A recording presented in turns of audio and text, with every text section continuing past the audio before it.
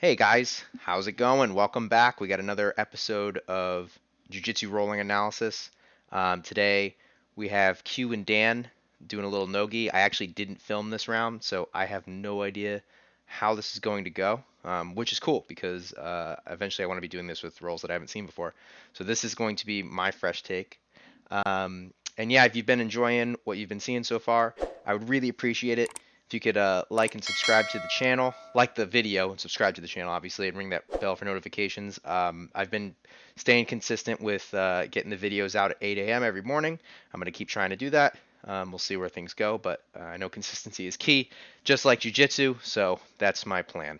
All right, so without further ado, let's get into this roll. All right.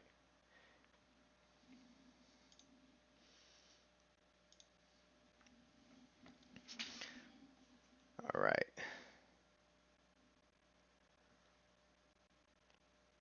Just hanging out. There we go. Ooh, standing up. Dan, you are a braver man than I am. Q is a very strong man. Great personal trainer. If you ever want to get strong, he got me very, very strong.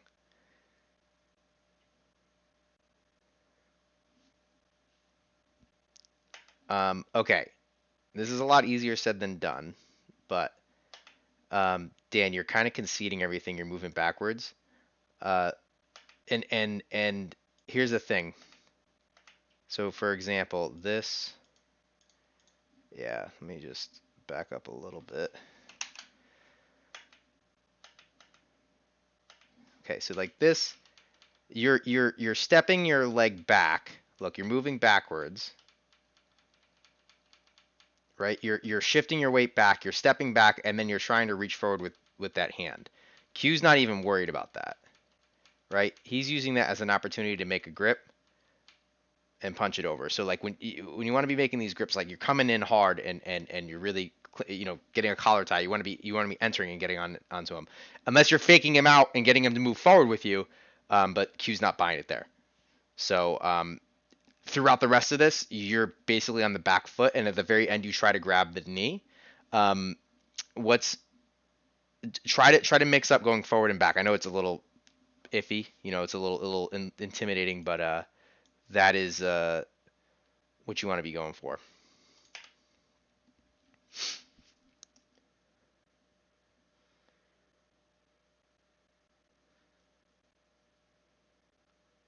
Q with the fresh new Greenwich Jiu-Jitsu rash guard.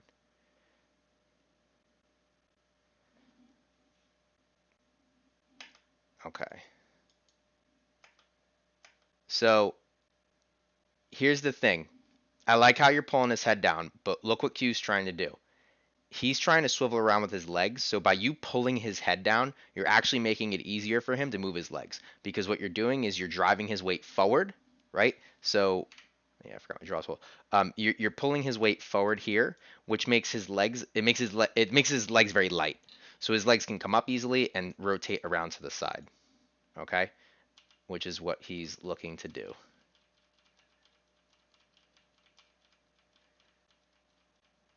Right? And he's clearing this. I mean, he's blocking this leg from coming in with his arm, which is beautiful. So what I like to do here, at some point when I'm recognizing that like he's gonna keep going this way, I have two options. I can either look to turtle, okay, or I'm gonna come back over with the other arm or this arm and go probably a little earlier. So like right about honestly right about here is when I'm gonna recognize that this is like once I feel his momentum start going this way. Like you see how you can already tell he's going this way. I would take this arm and throw up a bicep punch, right? So just right over the head. Okay. Um, this is so weird. It's backwards. I gotta get used to this. So right over the head and drive him this way. If you put his head and his legs on the same side, it's going to make it very difficult for him to pass your guard with control.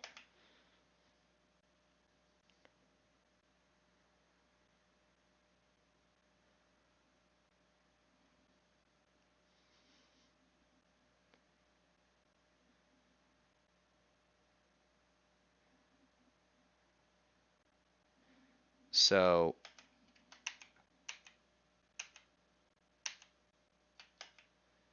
Q, you go into a leg drag right here. I would look to actually double down on this. So drive this knee to the floor and get his leg bracketed right in this space. Okay, so the leg, your leg stays the same. Your like leg formation stays the same, but just shift it this way. Okay, so like your knee is gonna end up somewhere around here, and your foot ends up right here, and you staple that down. That's gonna make it very difficult for him to turn back into you, and then his only option being would be to go away from you. And what you could do with this arm then is once you bracket it that way, you could take your elbow and put it right into not his knee. It's kind of a weird angle here, but into his hip. Let me see if I can get a slightly different frame. Yeah, here we go. You see, oh, so you do this. See, you kind of back up. I would double down on that, fight his hands away, and then you can bring your elbow in into like this pocket in here, like but behind your arm, obviously, and into that pocket, and really like kind of double down. And then what you could do from there is you would take this arm out, put this arm back here, right behind the leg, and then you could use that to swivel around, preferably to north south because you don't have control over his head. You have kind. It's okay control. Okay, a little cradle.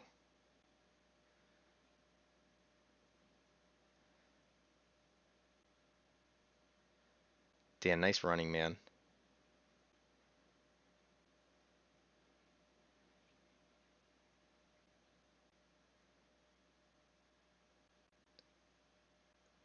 Okay.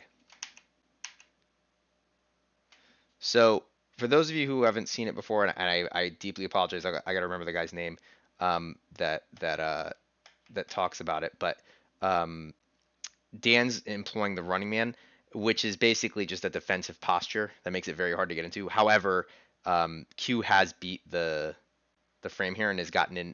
The whole premise is that you're defending the space between your elbow and your knee, and if you can defend that space, then your opponent cannot control you. Okay, there's some caveats to that. Obviously, you have like head control or leg control and whatnot, but for generally, it's going to make it hard for them to control you if they don't have access to that space. But the thing is, Q was able to get in here. Okay, so Q, what I would do is actually instead of so you end up in a good position. So I'm kind of nitpicking here, but what you can consider is if you have I can't really tell right now, but if you get a really good seatbelt, I would actually consider driving your head to the floor just a little bit more so you can retract this leg up a little higher and stick instead of sticking your knee in here, which you're going to do in a second, stick your foot right in here. Okay? So let's just see. Oh, so you do have a good seatbelt. So I would sit this way more first. Get this hook in, because that's going to become your bottom hook when you turn over, which if you watch my last video with Dean and Howard, I talked about the importance of the bottom hook being the first hook you get. It's not a bad thing to get the second hook if that's the hook that you can get, but if you have a choice, the bottom hook is usually the one that is preferable. Dan, excellent job getting that leg up and not letting him get that hook though. So I mean, obviously Dan's not just rolling over and letting this be easy here. You do good job not letting him get that. Q, awesome job trapping this. Let's see what you do here. I'm gonna let this play for a second before I good.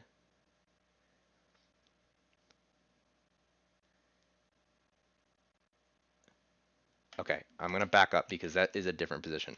So this is awesome, right? You have his arm trapped. Like that's. Let me see if I can get something that's a little less blurry. Yeah, this is great. Ideally you have this foot on the other side, but it's okay.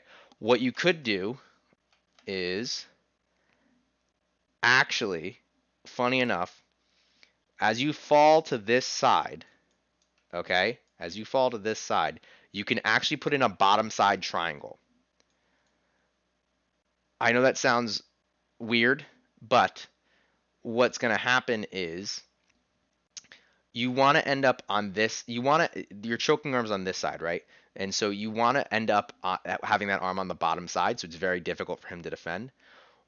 What you would do is you put in a bottom side triangle. It's like the wrong side body triangle. And then when you turn to the other side, what happens is his arm is pinned in between your leg and the floor and then his entire body, and then like so all of his weight and then all of your weight with the triangle being locked in on this side, right? Like the triangle's over here. The body triangle's out over here. It's absurd amounts of weight. And then all you need to do is just hold on to that one arm and you do a 1-on-0 rear naked choke.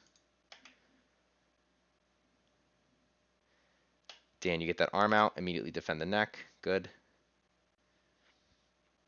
Oh, Shanice lost control of the camera. There we go. Let's go, Shanice.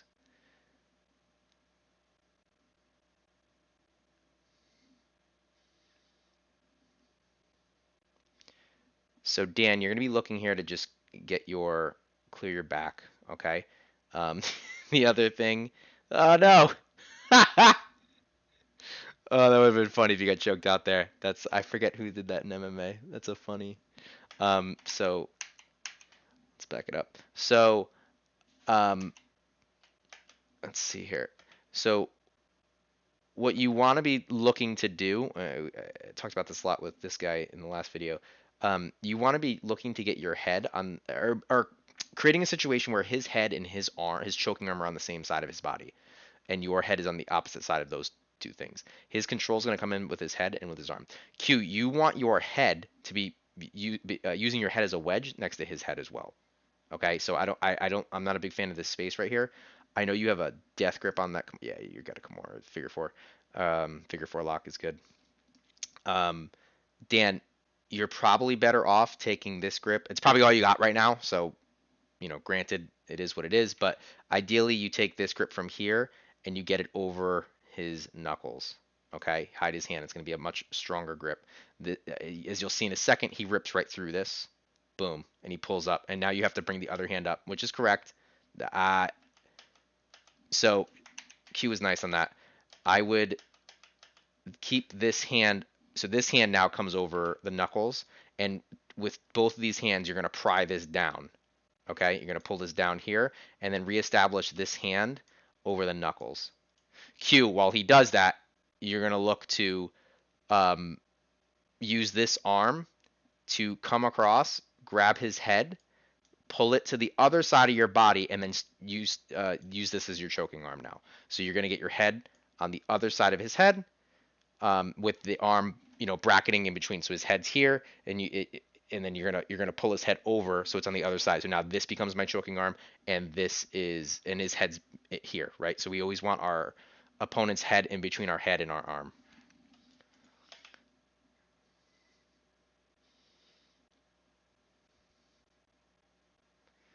Nice, Dan. So Dan, you're looking to rotate in. Beautiful. Good job. Nice mount. Q. Q, you get this Kimura back. So you let that go, and I know you have a death grip of a Kimura, so I imagine you're probably practicing other things. But just for good measure, remember whenever we have a Kimura in, okay, we're looking for active wrists the whole time. I call these motorcycle grips. I will absolutely go over these at some point. I'm sure somebody will be in a Kimura, and I'll talk about this. I think in episode 1 I talked about this with Dan and Chris. It was. So you're not. I wouldn't even consider. This is so important that I wouldn't even consider yourself having a Kimura unless you're doing this. Okay. You need to have active wrists. If you're just holding a Kimura like this, it's not. I wouldn't even consider that you're in a Kimura. When you holding a Kimura like this, whole different conversation. Okay, so again, Q, I know you know this. I think you're nice and working different things. But if you have that very active wrist, here are your options. You can hold them in place a lot better. If not, if Dan did a very good job escaping here, okay, what you could do is right here, you apply that. He's disconnected his I'm sorry, the screen's over here. He's disconnected his back from your chest. So at this point, you lost it. So what you could do is swivel your legs underneath him. Sorry, again, this is backwards. You're gonna swivel your legs underneath him, belly down with the Kimura intact, and then what you're looking to do is walk up onto your knees and drive him over into the Jermel special or the Kimura trap. I got a WD-40 in my chair. Sorry about that.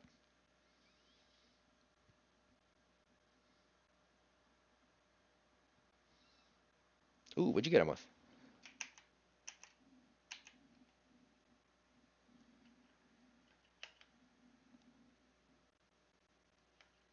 What did you get him with? Did you do like an Ezekiel choke? Like a no arm? His hands free. I have no idea what you got him with. Did you get him with a wrist lock? So you get him up. Well, I can't comment on this one. Maybe it's in the mirror? No, nothing. Nothing. Okay. Well, I don't know. I do know though that your mount, you're almost in high mount. Your head's really far forward, which is good. But bring your knees up and put your feet right on his hip. It's gonna make it very difficult for him to escape. But you got a submission, so what am I to say?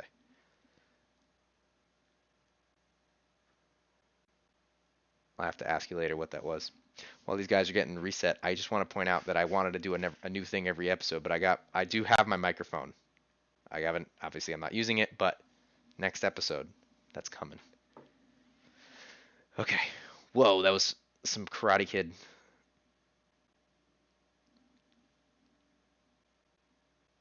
Dan, let's see. Are you trying to body lock from the close guard? I would look to instead of having his head wrapped up like that. Yeah, see, you have the underhook here. I would retract these back and get your hands into his bicep and use that to push out and post off of him. And what you can do there is then you can pop up on your feet and get your hip in the air. And with your hips in the air, then you can work to clear the legs off.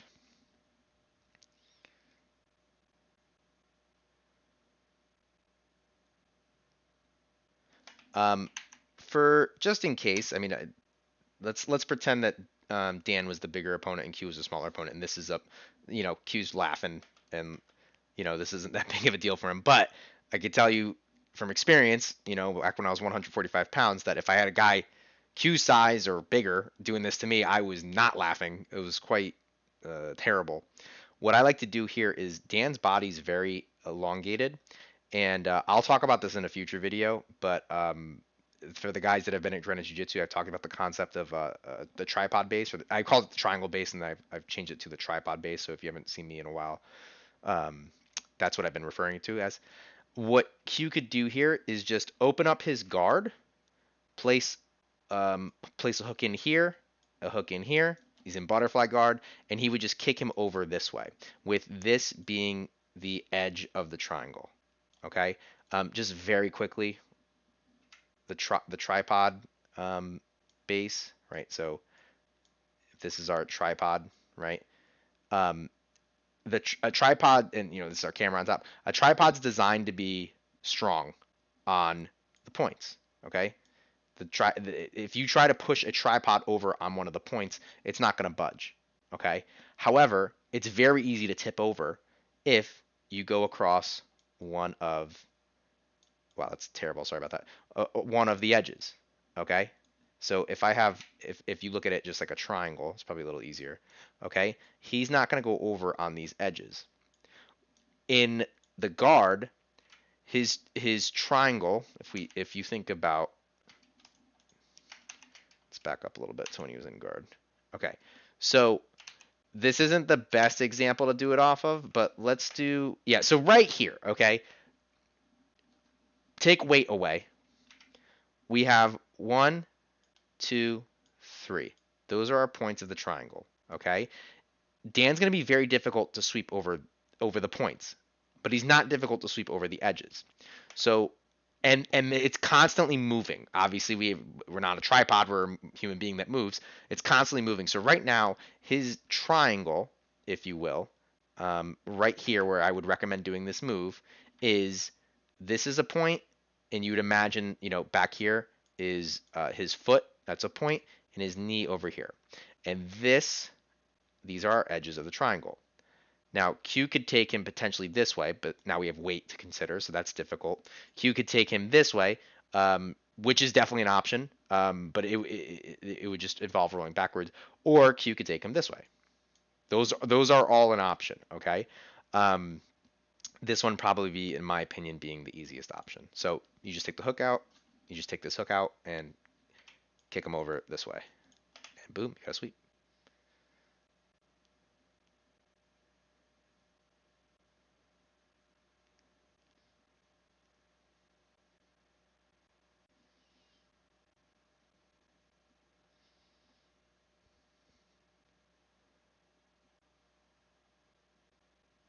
Jeez, that is. I've been on the receiving end of that. Damn, that sucks.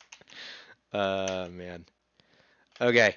Um, so if you got to be, yeah, you know what? That was probably the right thing, Dan. In the post, because what's gonna happen is if you post, he's gonna Kimura you. Okay, I'll talk about that in a second. When you feel a guy, here's the thing: if you guys get in the habit of the second you feel someone's guard open, you respond. You're gonna have this isn't gonna happen as easily. Okay, what I mean by that is if let's pretend Q's still laying down. If Q lays down and opens his guard, you stand up, or you split your base very quickly so he can't get his guard back. If Q's weight's coming up and he splits his guard, right? So right here, his guard's starting to open. Right here, so your hands come down correctly, and you should be driving forward, okay? You should immediately be driving right into him to stop him from taking you over, okay? And importantly, this arm that he's going to be attacking because he's taking you this way, that arm needs to hug the body because he's going to Kimura you, okay? Now, for those of you who are newer to Jiu-Jitsu or may not recognize this, it's called the big man sweep, okay? If Dan does do the right thing here by getting that arm out of there, because if Dan posts, he knows better than to keep that. It's because if he does, Q's gonna come over, grab that. He's gonna grab with this top hand. I'm sorry, with the he's gonna come over the arm, okay, and the bottom hand's gonna come through, grab his arm, and he's gonna slap him in a Kimura right away, and it's gonna be tough to deal with. Okay, so good job. I think yeah, if you can spin really fast right now, yeah, turn into him. You want to be looking to turn into him in this situation. Boom. Okay, all your weight's on his leg. He can't really do much right here. Okay. Q, same thing as before. Swivel this bottom leg out. You're gonna hit the wall, so it might be a little bit difficult. You pull this top leg off too, belly down, drive him back over into north south and to the Jermel special. Or take his back. Beautiful.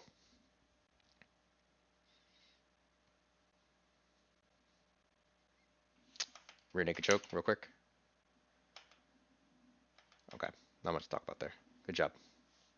I mean, there's a lot to talk about, but let's move on. Alex, help me out with my leg. Check my leg up. Kickball. Did a full split. Scored 3 runs, though, on a triple. Won the game 4-1. Don't know if it was worth it, but we won. That's the extent of the day before. I couldn't even go any further than that. Oh, look at that. Touching toes. That's impressive. I mean, with the injury, not with, like, general. Sorry, I'm totally ignoring. Let's go. Ooh, how'd we get here?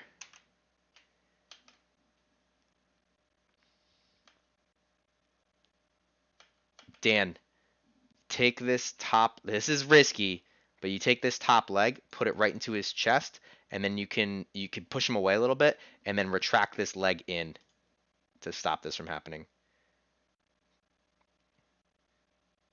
Good, perfect cue. I was just gonna say you got to get head control. Uh, Kimura, yeah, nice.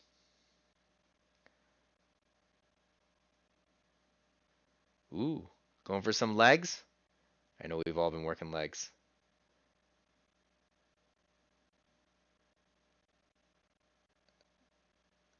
Okay. I'll let the leg entanglement play out, and then we'll go through it. Good job putting weight on that foot, Q. Okay, let's rewind it because this looks like this fundamentally changed at this point. Okay, so I do like the transition attempt. Okay, so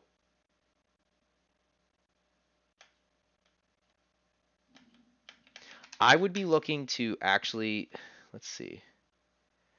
You need to get, if you want to go straight to cross ashi, you have to actually lead with this leg. So when you grab this one, this foot's going to want to come through and you sit on your butt on this side. Let's see. Yeah, you love the other leg. I mean, you can go to a knee bar, but yeah, you popped up. So if you pop up, this leg comes in the middle now. Yeah, and then that was a good recovery. Dan, if you drive this leg through, okay, so like literally right here, you drive this leg through, you'd get him in diagonal ashi. Q, you're in a little bit more danger now. Oh, you're looking for the toe hold? Yeah, but from 50-50. So you guys are in 50-50 right now.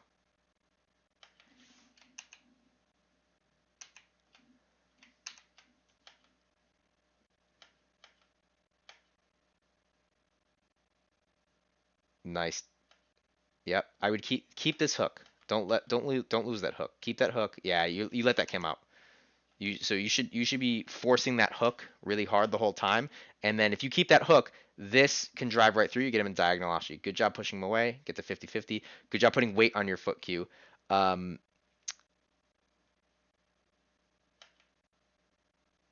Dan, what you could be looking to do with the weight on your foot is, I gotta be honest. I'm still so disclaimer. I've only been doing leg locks for like 6-7 months now. I'm getting okay with them, but I don't know them as well yet, especially like the 50-50 positions. But I'm working on that next. Retract this arm out and go on the inside, okay? And or I guess the outside technically of his leg. And what you can do is look to expose his heel up, all right, and drive him this way. And then you swing your elbow back around to this position and put him into the inside heel hook.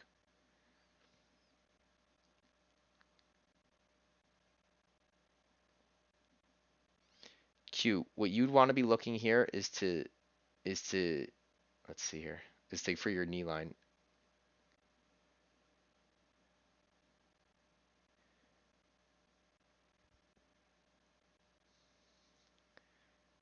I gotta be honest, guys. I don't know if I don't mess around in this 50-50 position so much. Yeah, you have the heel right there. Heel's wide open, Q. Yeah, I would go for that heel. Heel hook will beat an ankle lock. Nice job, Dan. Let's see. Or did Q get that or Dan? Q got. Yeah, Dan got it. Good. So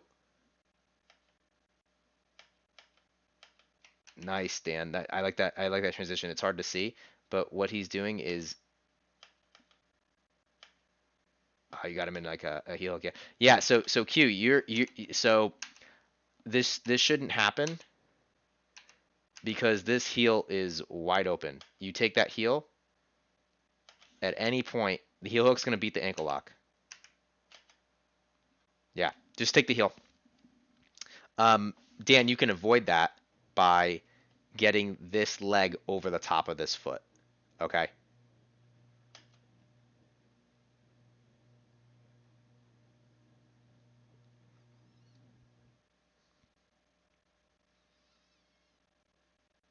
Oh, is it just time? Maybe it was just time. Maybe there was no tap. All right, cool. Well, good work, guys. Good roll. I hope you found that helpful. If you did, please consider liking and subscribing to the channel, liking the video, subscribing to the channel. I would really appreciate this. I really want to do more of these. I'm gonna do more of these regardless, but I would love to reach a wider audience. I'd love to analyze some roles of other gyms as well. This is quite fun for me. Helps me learn jujitsu. I hope it helps you. And yeah, thank you guys.